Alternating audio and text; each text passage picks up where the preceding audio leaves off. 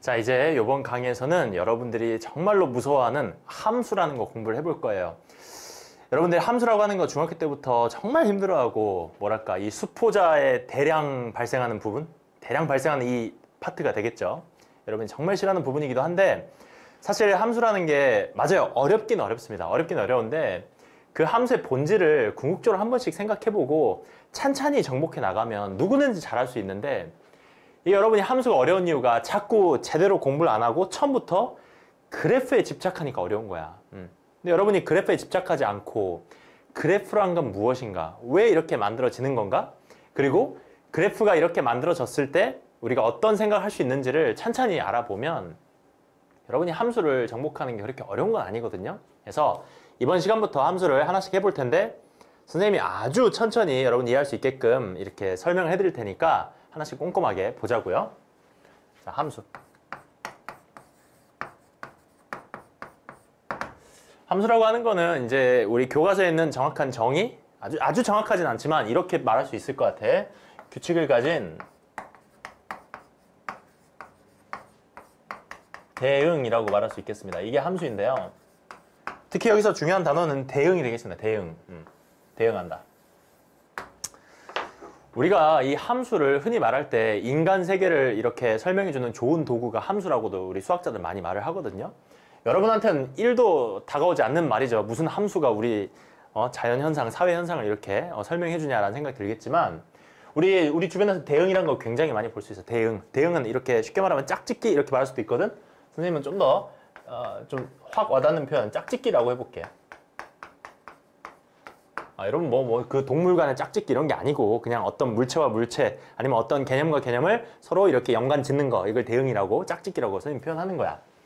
뭐 예를 들면 우리가 흔히 말하는 뭐 원인과 결과 이것도 하나의 짝짓기예요. 대응이에요. 어떤 결과가 발생하면 그 원인이 있겠죠. 그 원인이 뭔지 모르겠지만 여러 개 있을 거야. 그래서 원인과 결과 이런 것도 하나의 대응이 될 수 있을 거고 또는 뭐 투입과 산출 이런 것도 하나의 대응이죠. 뭘 투입하면 뭐가 산출될 거 아니야. 뭐 예를 들어서 우리 몸에다가 밥을 투입한다. 탄수화물을 투입해. 그럼 뭐가 산출되겠어요? 응가가 산출되겠죠. 응가. 그지? 자, 밥을 투입하면 응가가 나온다. 이건 뭐 당연한 이야기 아니야? 물론 응가가 아니고 또 뭐가 다른 게 나올 수도 있죠. 뭐 예를 들면은 뭐가 나올 수 있을까? 자꾸 더러운 것만 생각하지 말고 몸무게 이런 게 나올 수도 있잖아. 밥을 많이 먹으면 몸무게가 이렇게 산출될 수도 있겠죠. 이런 것도 하나의 대응이에요. 또 예를 들어서 우리가 뭐 롤을 졸라 열심히 해가지고 시간을 많이 투입했어. 하루에 13시간씩 투입했어, 롤에다가. 그럼 뭐가 산출되겠어요? 계급이 산출돼. 뭐 다이아가 되었다라든지 이런 계급이 산출되겠죠? 이런 식으로 투입과 산출 이런 것도 하나의 대응이라고 볼 수 있어요. 그죠? 해서 우리 주변에서 이런 대응을 굉장히 많이 볼 수 있는데 함수, 우리 수학에서 다루는 함수라고 하는 거는 어떤 규칙을 가진 대응을 특별히 함수라고 이름을 주는 거야. 이런 것들을 다 함수라고 말할 수는 없어요.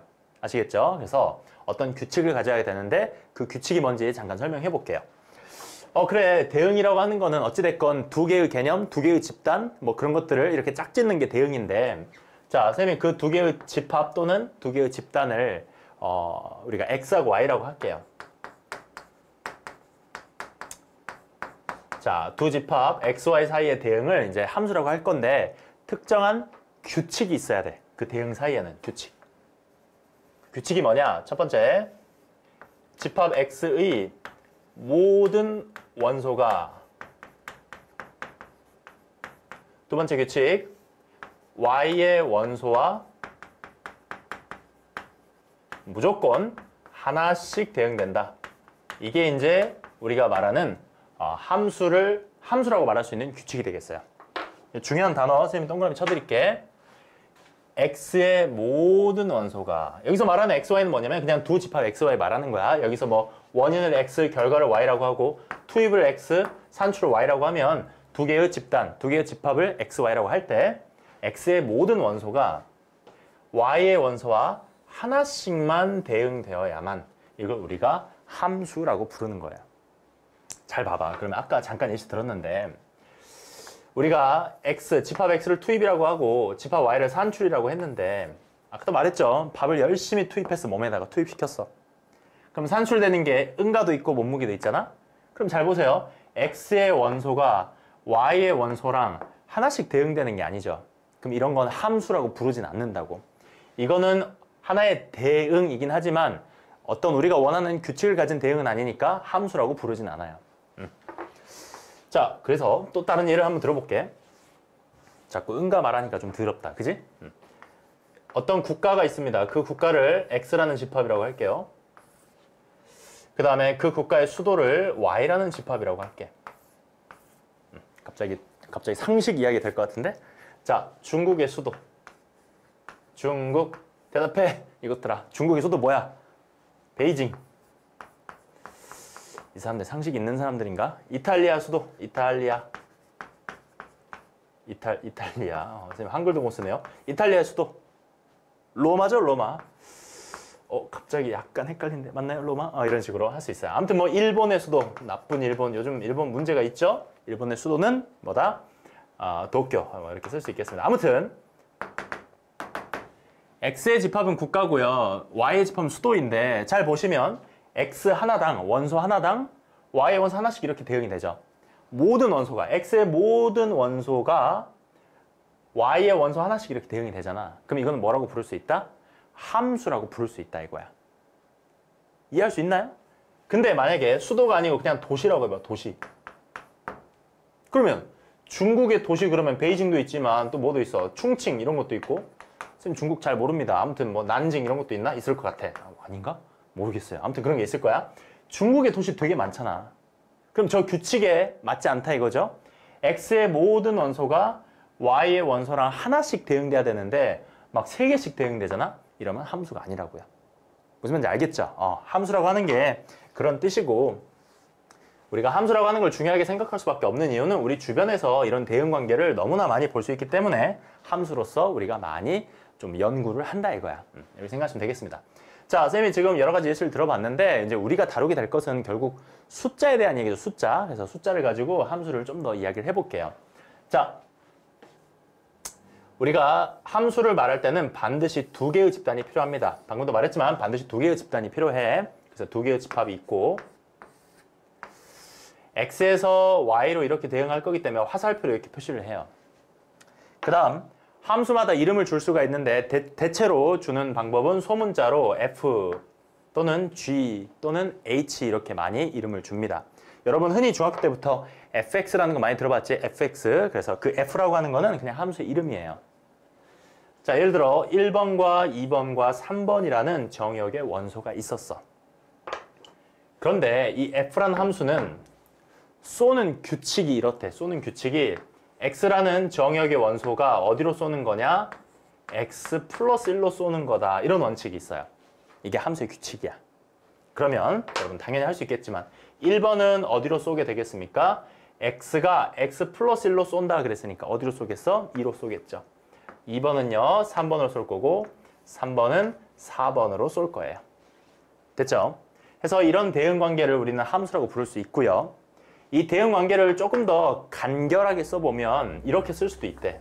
1,2,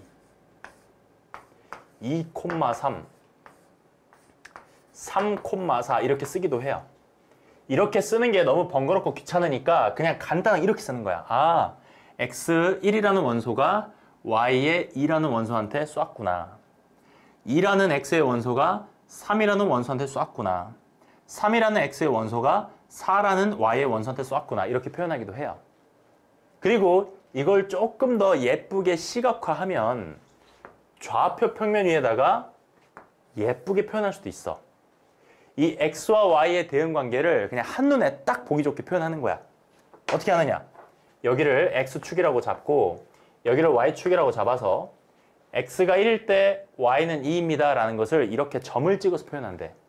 x가 1일 때 y는 2입니다 해서 1,2라는 이 지점에 점을 딱 찍어주는 거야. 이거 수도 없이 많이 했잖아. 그치? 이 순서쌍을 여기다 올리는 거. 그 다음에 2,3, 3,4도 똑같이 해볼게요.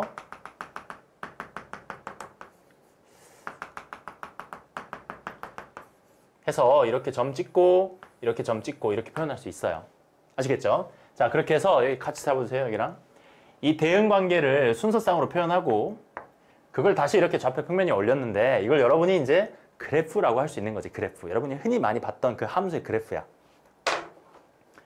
여러분은 앞으로 이제 함수를 공부하실 때 이 대응 관계를 이렇게 그래프로 표현할 수도 있어야 되고 그래프를 보면서 대응 관계를 떠올릴 수도 있어야 돼. 무슨 말인지 알겠죠? 자, 이런 거야.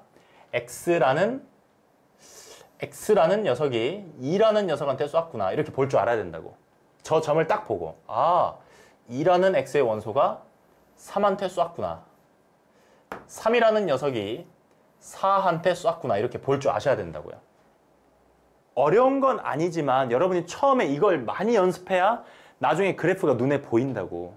근데 여러분이 맨날 이런 거 무시하니까 그래프가 잘 안 보이는 거야. 아시겠지? 자, 그리고 이 상황을 이렇게도 표현하기도 하죠. 1이라는 원소가 2한테 쐈다라는 것을 F1은 2입니다. 이렇게 표현하기도 하지. 1이라는 X의 원소가 함수 F의 규칙에 의해 2한테 갔습니다. 이렇게 말하기도 하죠. 그 얘를 우리가 함수값이라고도 하고요. 다 들어봤던 단어들이에요. 자, 이런 식으로 우리가 쓰기도 합니다. 다 뭐 아주 생소하거나 뭐 하나도 모르겠어 이런 건 아니지. 다 왠지 들어본 적은 있잖아. 그지? 그래서 여러분들이 이런 대응 관계와 요 그래프 사이의 관계를 여러분이 잘 파악하셔야 돼. 아시겠죠? 사실은 이 순서상 자체를 그래프라고 하는 건데 여러분 입장에서는 이 순서상을 좌표 평면에 올린 거 이걸 그래프라고 보는 게 조금 더 낫겠지? 이렇게 생각하시면 되고요. 자, 그 다음 지금까지는 선생님이 그냥 집합 X, 집합 Y라고 했는데 사실 함수를 이루는 그 두 개의 집합을 이름을 주기도 합니다. 이름을 주기도 하는데 이 X라고 하는 걸 뭐라고 하냐면 이 X라는 집합을 함수 F의 정의역이라고 해요. 이건 그냥 뭐랄까 용어예요, 용어. 뭐 선생님 이름이 임재석이고 우리 학원 이름이 몬스터인데 왜 이름이 임재석이고 왜 이름이 몬스터죠라고 물어보면 할 말 없잖아. 그냥 이렇게 이름을 누가 붙여준 거잖아.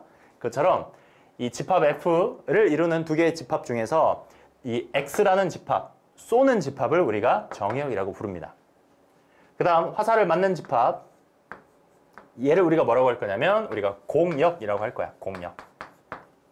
선생님 조금 더 이해를 돕기 위해 원소 하나만 더 쓸게요. 여기다가. 자, 선생님 여기다 원소 하나 더 써버리면 이거 함수 맞나요? 규칙에 맞나? 이런 생각 잠깐 들 수도 있는데 규칙을 다시 한번 볼게. 정의역의 모든 원소가 공역의 원소와 하나씩 대응되면 공역의 원소가 하나씩 대응됐잖아? 그럼 이거 함수 맞습니다. 선생님 이런 거 하나 남아있는데요? 별로 중요하지 않아요. 그런 거는. 자, 이걸 공역 2, 3, 4, 5를 우리가 공역이라고 하고요. 공역 중에서 특별히 이렇게 실제로 화살을 맞은 애들 있죠? 대응이 된 애들. 얘를 뭐라고 하냐면은 특별히 치역이라고 합니다. 아시겠죠? 그래서 여러분 함수에서는 정의역, 공역, 치역 요 세 가지를 여러분이 기억을 하셔야 돼. 정의역, 공역, 치역. 치역은 공역의 부분 집합이겠죠. 공역 안에서 실제로 대응이 된 애들만 치역이라고 따로 이름 부르는 거야. 여기까지는 이해할 수 있겠지? 몇 개 더 해보자. 자,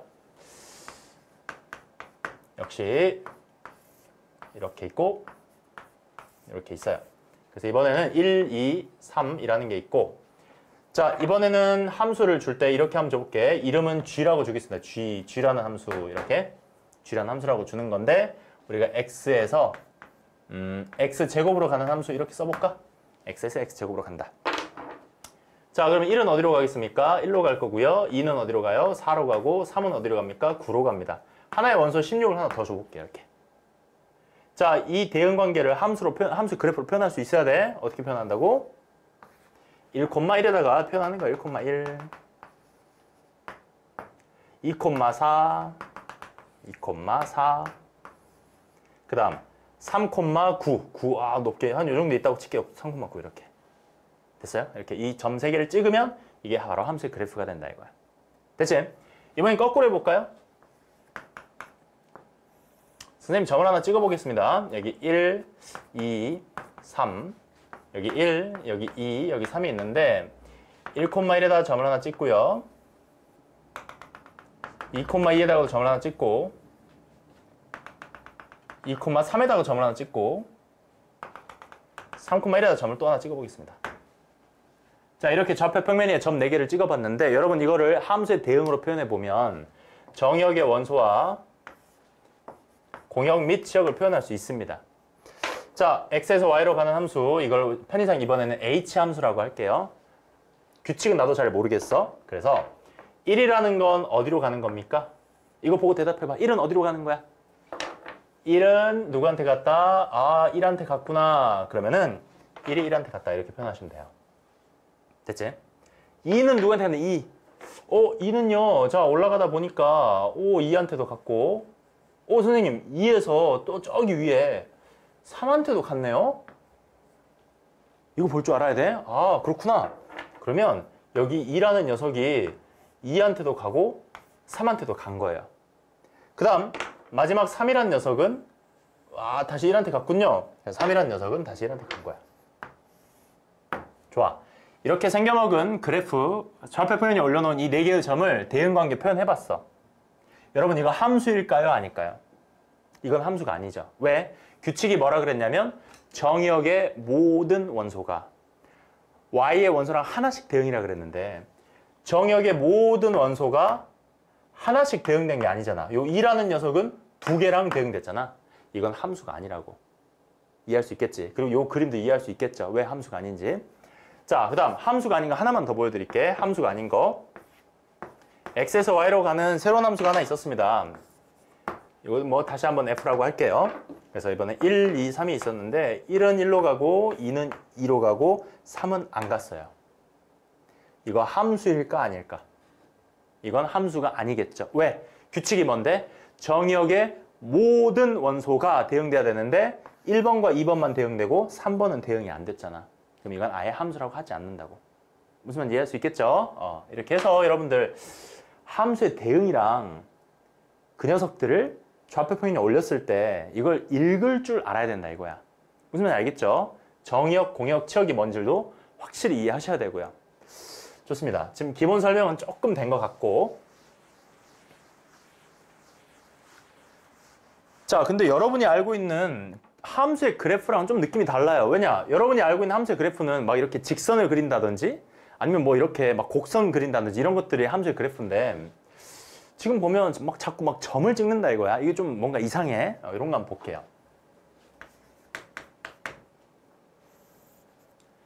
좌표 평면 위에다가 그림을 몇 개 그려볼 건데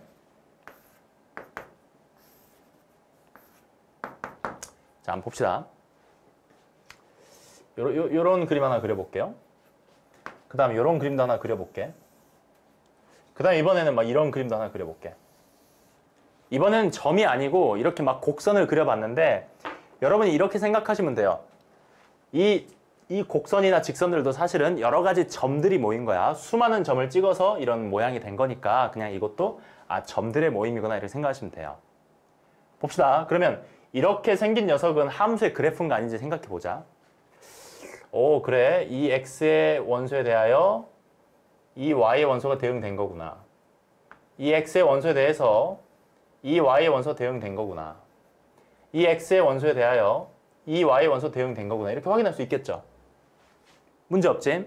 그리고 여러분 머릿속에서는 이런 것들이 조금 그려지면 좋을 것 같아. x, y가 있는데 지금 그래프가 이렇게 그려졌다는 거는 수많은 점들, 여기 무수히 많은 점들이 정역의 원소라는 거야. 그래서 쭉 정의 원소들이 있는데 그 정역의 원소들마다 y값이 하나씩 이렇게 대응이 되고 있죠. 하나씩 대응되고 있죠.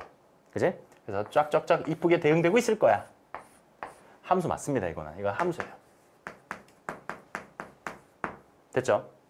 그 다음 이것도 함수의 그래프일까? 한번 생각해 보면 자, 어떤 x에 대해서 y값이 여기 이렇게 대응이 잘 되고 있어요.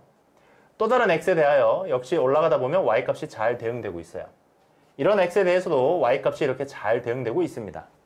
마찬가지로 얘도 정역의 모든 원소에 대하여 y값이 하나씩 잘 대응되고 있습니다.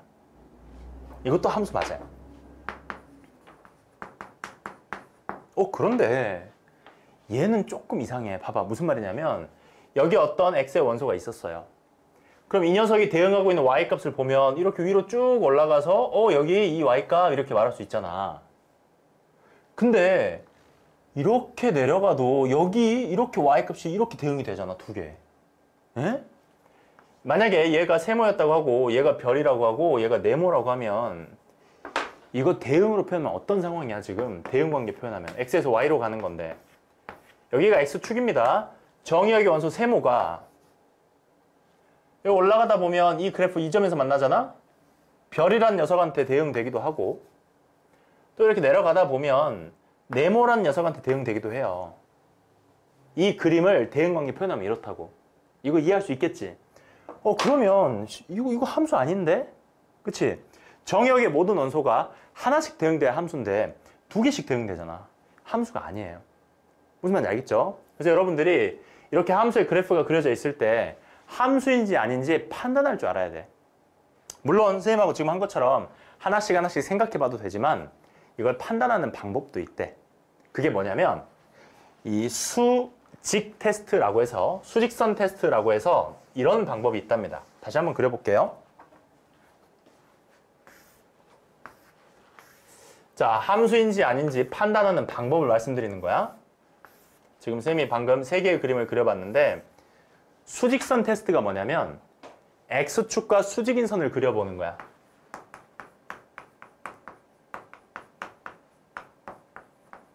지금 뭐 하고 계시나요? 지금 뭐 하는 거라고? 어떤 그래프가 주어져 있을 때 그게 함수인지 아닌지 판단하는 방법 말하는 거야. 수직선 테스트. 그래서 X축과 수직인 선 이렇게 그어봐요. 그럼 함수의 그래프가 한 점에서 만나죠. 또 다른 수직선 그어봐. 한 점에서 만나지? 또 이렇게 그어봐. 한 점에서 만나죠? 수직선 X에 대해 수직인 선을 그어서 이렇게 왔다 갔다 움직여 보는데 그래프와 계속 한 점에서만 만나면 X 하나에 Y 하나가 대응된다는 뜻이구나. 그러니까 함수 맞는 거야. 마찬가지. 수직선 그려보고 이렇게 계속 손을 왔다리 갔다리 해봐. 한 점에서 만나고 한 점에서 만나고 한 점에서 만나고 한 점에서 만나죠. 이게 무슨 뜻이라고? X 하나당 Y가 하나씩 대응된다 이 뜻이라고. 그런데 그려보고 그려봤더니 여기 두 점에서 만나지 막 두 점에서 만나요. 이렇게 두 점에서 만나는 경우가 한 번이라도 발생되면 이건 함수가 아니다. 왜? 동일한 X에 대하여 Y 값이 두 개가 대응된 거잖아. 이건 그러면 함수가 아니라고 보는 거야. 무슨 말인지 알겠죠? 이게 바로 함수인지 아닌지 판단하는 방법, 수직선 테스트라고 하는 겁니다. 이해할 수 있겠지? 자, 여기까지 일단 말씀을 드리고요. 자, 오늘 이제 마지막 개념 아주 쉬운 거 마지막으로 하나 말씀드리고 마무리하겠습니다. 마지막은 함수의 상등이에요.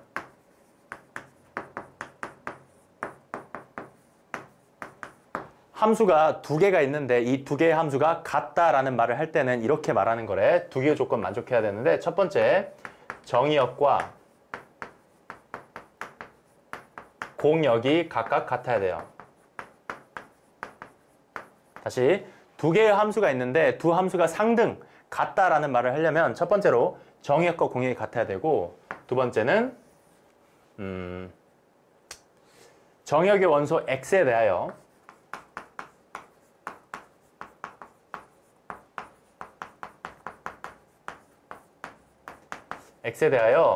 그 함수값이 모두 같아야 된다.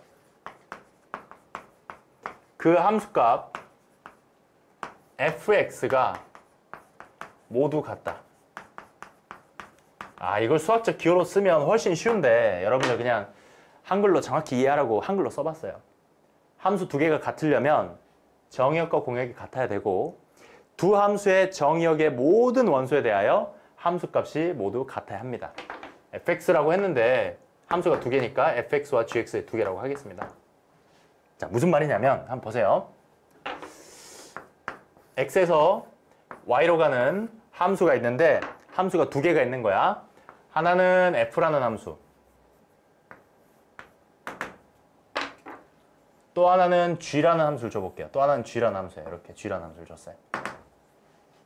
두 함수가 식이 다를 수는 있어. 예를 들어서 f라는 함수는 x에서 절대값 x로 가는 함수고요.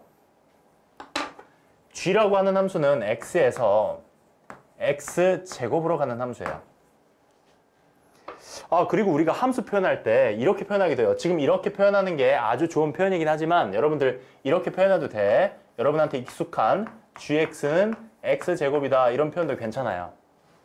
밑에는 그럼 fx는 절대값 x다라고 이렇게 표현해도 괜찮아요. 됐지? 표현하는 방법이 여러 가지 있다 이거야. 또 여러분 gx 대신에 y는 이렇게 표현할 수도 있죠.